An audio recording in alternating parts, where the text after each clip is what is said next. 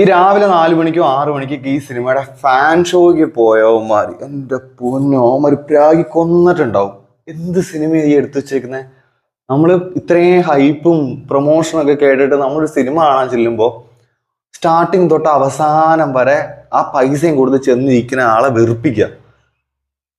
ഒരു ലേശ ഉളുപ്പുണ്ടോ മാർക്ക് ഇങ്ങനെ സിനിമ എടുത്തു വെക്കാനായിട്ട്? എന്താ ഉള്ള ഈ സിനിമയ്ക്കകത്ത്? ഞാൻ പറയാം, ആർട്ടും ആ ഒരു സംഭവം ലുക്കും ഒക്കെ എല്ലാവരുടെയും കൊള്ളാം. പക്ഷെ ബാക്കി കഥയും കാര്യങ്ങളും ക്യാരക്ടേഴ്സും എല്ലാം നമ്മൾ ഏതൊക്കെ ഒരു ടിപ്പിക്കൽ തമിഴ് സിനിമയെ കണ്ടിട്ടുണ്ടോ സെയിം സാധനം.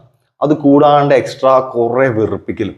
ആദ്യമൊക്കെ സിനിമയുടെ ഫസ്റ്റ് 10-15 മിനിറ്റ് വെറുപ്പിക്കലിന്റെ എക്സ്ട്രീം ഒന്നും പറയാനില്ല, അത്രയും വെറുപ്പിക്കൽ. ഈ വർഷം ഞാൻ ഇത്രയും ഒരു ബാഡ് ഫീലിംഗ് ഒരു സിനിമ കണ്ടിട്ട് തോന്നിയിട്ടില്ല. അത് കണ്ട നമുക്ക് ഉറങ്ങാൻ പറ്റുമോ?